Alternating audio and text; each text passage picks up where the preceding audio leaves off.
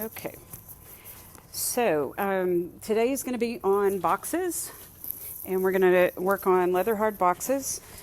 The examples I have out are good examples right here. So this is a box made by a student, and she made an angular cut and then added the flange in the inside. When you take pictures, I'd want you to take pictures of the top, the three-quarter view, the front view, side view, back view, and inside to make sure I can see everything that you are doing. Here's another box, and these are just colored with watercolor and either clear spray paint that is not a matte, it's a gloss spray paint, or shoe polish. And I will have shoe polish available for you if you want to come pick it up. Otherwise, you'll have to pick up your own clear spray paint. So here's what we're going for. This one is probably the best crafted, but it's also the most boring on the outside. There's just not a lot of interest. Some messy clay from my hands, but not a lot of excitement here.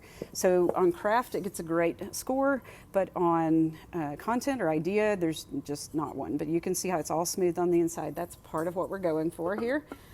Is good craft, and this one, just by comparison, is not as good of craft. It's wiggly, there's an undercut, there's rough edges, and then this one is kind of in the middle. It's pretty good craft. It's got a few cracks on the corners, but otherwise it's pretty good craft. So, but the design is awesome on that one. So thinking about content and composition and craft. So Sunshine Cobb uses, on her video, uses a banding wheel, and I meant to talk about this earlier. Her banding wheel that she uses on the video is about a $400, $500 banding wheel, so we don't have those. If you're interested, though, we do have these, and I can put them in the storage for you to pick up. These, problem with them is they're wobbly. They're like really wobbly. So they're not super duper helpful, and that's why I didn't put them in your case already. And then we have these, which are elevated and are in two parts.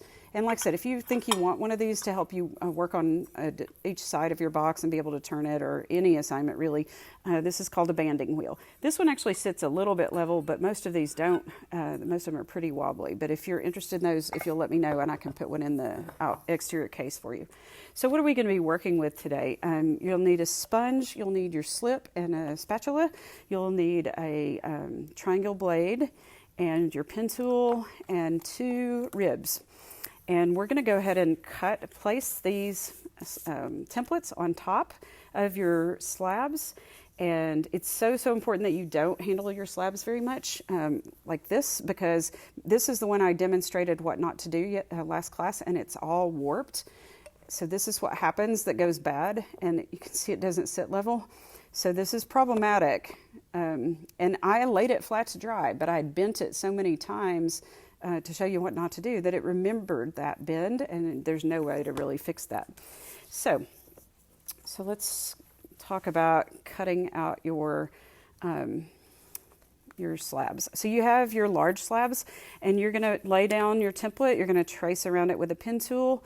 Then you can take off the sides. I went ahead and cut a bunch of these so you wouldn't have to sit and watch. And then you're going to bevel cut, and I'm going to demonstrate how to do this. And I have all my sides cut already, and they're labeled, except for this one, and I wanted to show you how to do it with this one. So you actually need to take the same template and put it on in the same spot you traced before, because some of these will turn out, if you start reversing things or not using the exact same template, sometimes they don't work out very well. So I'm going to put this on top, and then I'm going to use my pen tool, and I'm going to squeeze right in here instead of up here at the top. If I squeeze right here, I could just break the pen tool by pressing down too hard. So I'm going to just go like this, hold really close to where it's cutting, and I'm making a perpendicular cut straight up and down into the clay. If you start leaning it sideways, you're going to have problems. I'm going to go ahead and just go all the way out and take off this extra piece. Now, this extra piece could be useful, so I'm going to very carefully set it aside and cover it so that I can use it for the flange. And then the bottom edge, same thing, make a straight cut. This is useful, so again, keep it really flat mist it with some water, or I didn't send misters home with you, but spray bottle misters are awesome. If you have one at home you can use. Otherwise you can just take your sponge and kind of squeeze over whatever you need wet. So now I'm going to cut the top, the last side of the top. Again, vertical cuts, so important to hold your pencil vertically. Another thing I like about the Sunshine Cobb videos is she has multiple views, and I think that's awesome to be able to see multiple views. So now I'm going to take my blade and I'm going to bevel cut each side, and I do this by holding it like this and pulling with my thumb. And this should be on a 45-degree angle.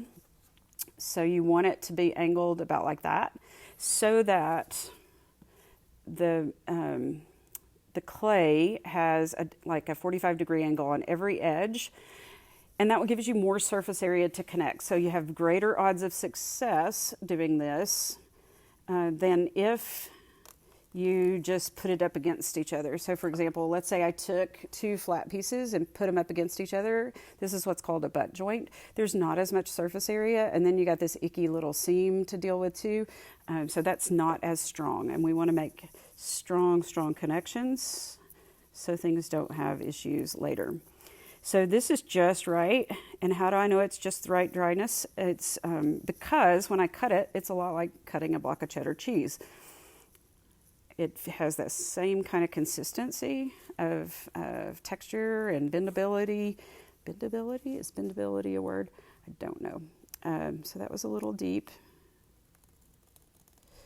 So I'm going to make everything look pretty easy, and I'll just tell you it's not easy. It's not as easy as it looks. This is a lot of practice to get this to work right and to be able to pull these angles.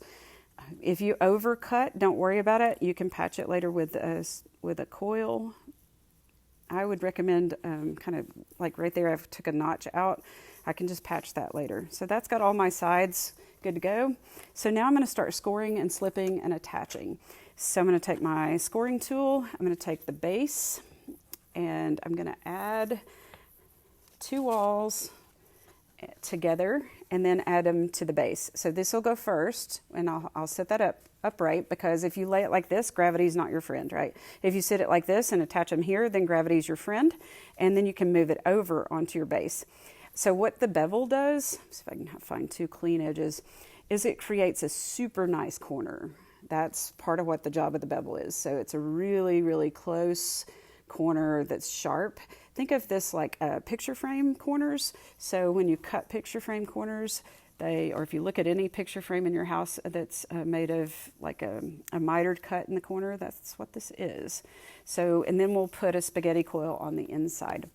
So I'm going to go ahead and score every side of every piece.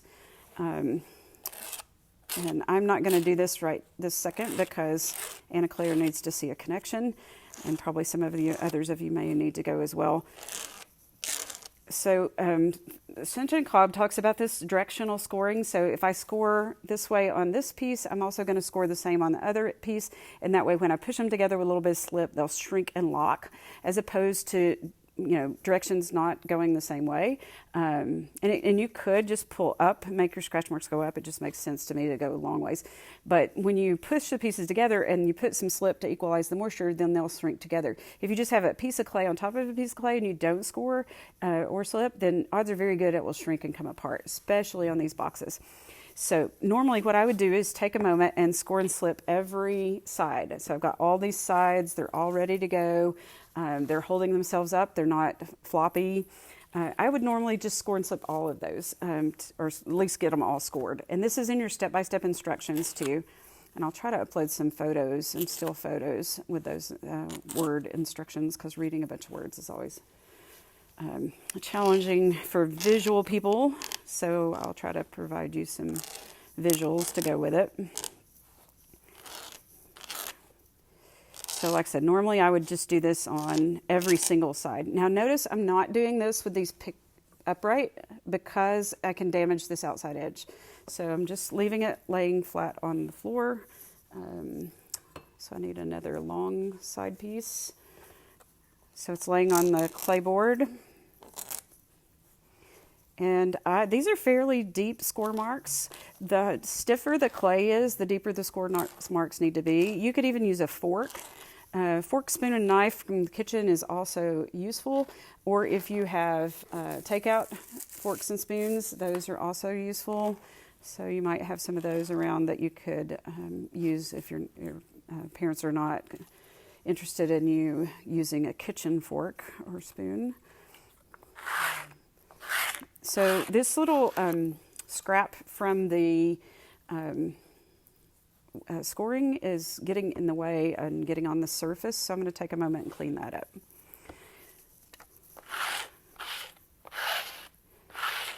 Okay, so the first thing I'm going to do is put these two sides together and then enclose it with, close the seam with a little spaghetti coil. Now to do this, I do pick it up, and because you've got, I'm going to go ahead and slip this side because it'll be easier to go ahead and get it now. This is going to go on the base. And as soon as you put slip on something, it covers up the score marks.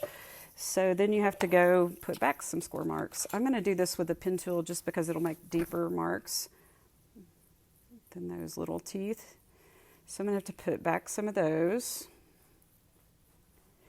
Now, I could go ahead and slip over here and over here on the base as well, but sometimes that just gets too slimy. So I do need to slip this bottom edge because that's going to get attached to the base. Okay, put scratch marks back. Okay, so now I'm going to attach these two pieces together really carefully. Try to get a nice seam, and because I've slipped the bottom, I'm actually going to flip it upside down so I can sit it here. Try to get this seam as closed as I can get it. And I'm not sitting it like this because gravity, right? And this top part might fall over. So I'm going to sit it like this and work like this, closing that seam. I'm going to take a tiny bit of fresh clay and roll it into a coil. So I'm going to set that aside and roll this into a little baby spaghetti coil. And you're going to do this on every single seam. This is so, so important to keeping things together. And it doesn't have to be the full length of the sidewall. You can add little pieces together. So these should be, I don't know, maybe fettuccine thickness instead of spaghetti thickness. Fettuccine's flat though. I don't know.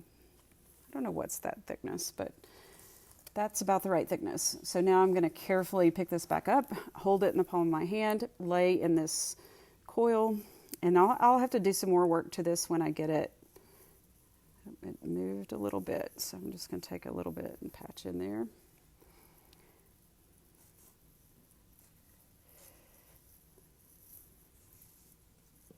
And you'll notice the coil that I'm adding, it doesn't all get pressed down. It kind of gets drug and stretched into that seam. So I wound up not even needing this because of the stretching of it. And I'm going to come back and revisit this connection once I get some of the sides installed. So now I'm going to flip it back over and attach it here to the base. Go ahead and erase that B because I don't want that to hang around. And it's going to get harder to reach it as I go. So this is a pretty nice connection. It's a little bit more soft clay. And I'm going to continue adding sides until I add all the sides together. And then once all the sides, top, bottom, 4 sides, everything is closed, you're going to let it rest and let it kind of think about what you've done to it and connect stronger. So this is my spaghetti coil. I'm going to press into this seam.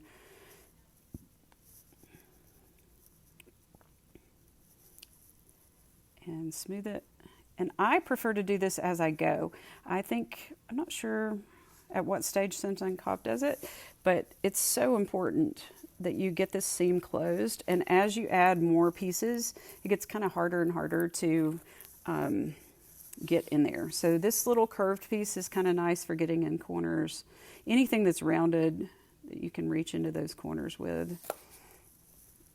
And then it needs smoothed out. Now I'm not adding more slip. I'm not adding more of anything. I'm just adding the coil and then blending it. So a little bit more soft clay. And I'm going to clean up in here quite a bit. There's little noogies that are from the scoring and just kind of unevenness. So take the time to clean up as you go on these. And then another, it's a little big. Another, what I call spaghetti coils, until I come up with another analogy. And lay that into the seam, compress, and blend.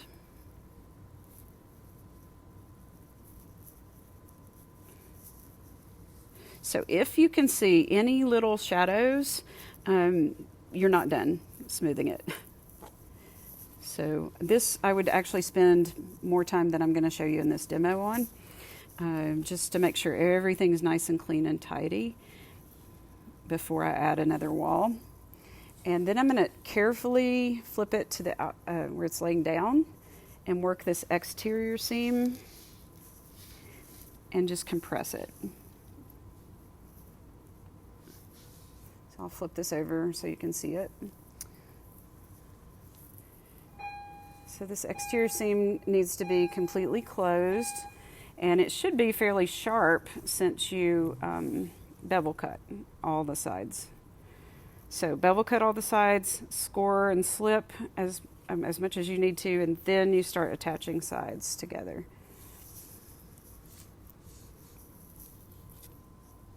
Okay, I'm going to pull up the chat on the other computer.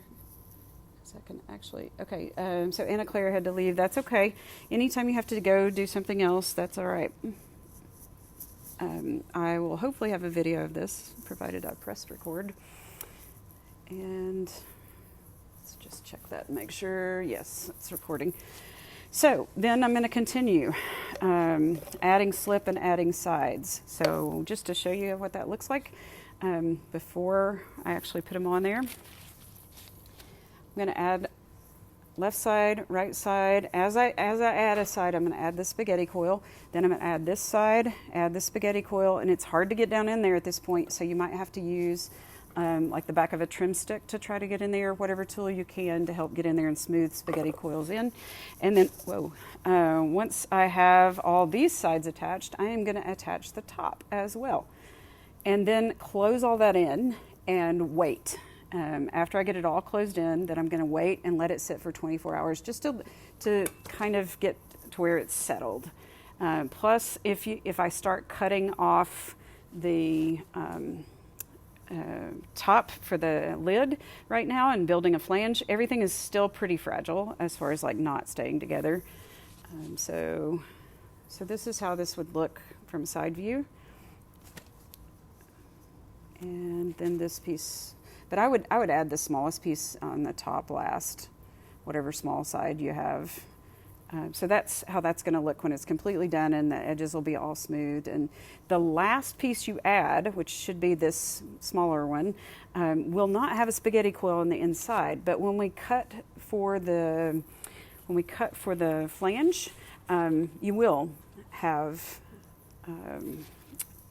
You will be able to get in there and add the spaghetti coil later. So I'm going to set these aside, and I'm going to stop the video, and then I will finish this outside of the video time, and then you can work on yours and get it closed. If you don't have the 24 hours to wait, you can go ahead and add the flange, and you're going to use the extras that you set aside and kept wet, or if you made an extra slab and kept it the same consistency, that's ideal. So I made a whole nother slab that it's way too much, but I could use that for the flange.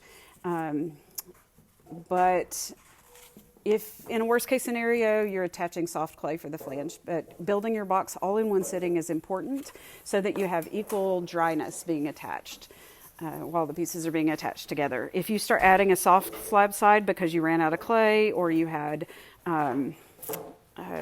one break or whatever, that's really not ideal. So often those will come apart. Okay, so that's basic box construction of a Leatherhard slab box, stage 2.